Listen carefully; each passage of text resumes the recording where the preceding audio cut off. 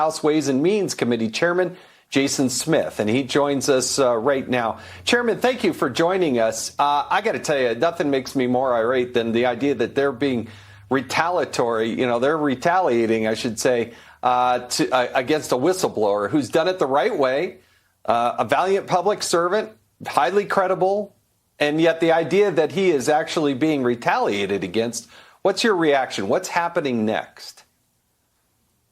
Jason, it's great to be with you.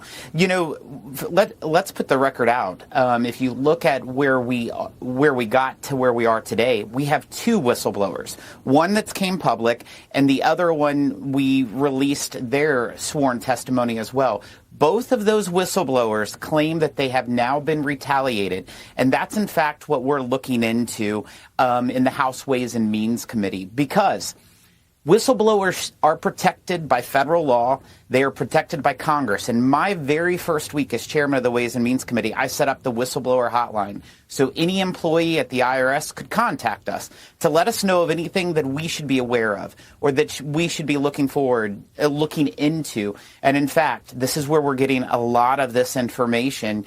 And it's the best way to do oversight for the American people that this administration needs. What is the retaliation? What are they actually doing to these two people? What one of the whistleblowers claimed is, in fact, that they were passed over by someone who was less qualified for a higher position. There was also, both of the whistleblowers claim that after they came forward, they were both removed from the Hunter Biden case that they were investigating, and that they had both been on since 2018. That is crazy. That's unacceptable. That's why myself, Senator Grassley, Senator Johnson, Jim Jordan, and Jamie Comer is asked the special counsel to look into this more aggressively. So where does it go next? Because they made these allegations. Are there hearings that are pending? What comes up next?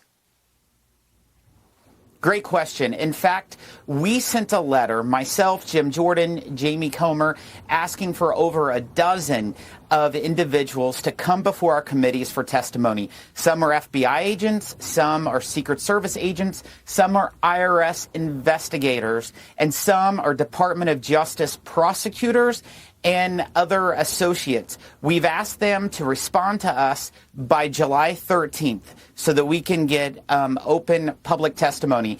I would hope that they would voluntarily come, because there's a lot of information that we need to look into. The October 7th, 2022 meeting, where the whistleblowers outline that directly they heard that the U.S. prosecutor, in this case in Delaware, said that he could not bring charges in the District of Columbia. He was denied that. He could not bring charges in California. He was denied that. He was denied a special prosecutor.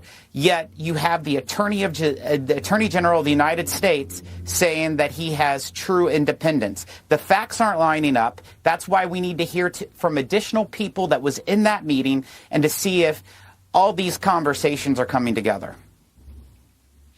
Chairman Smith, glad you're on top of it. We really do appreciate it. Thanks for joining us on Hannity.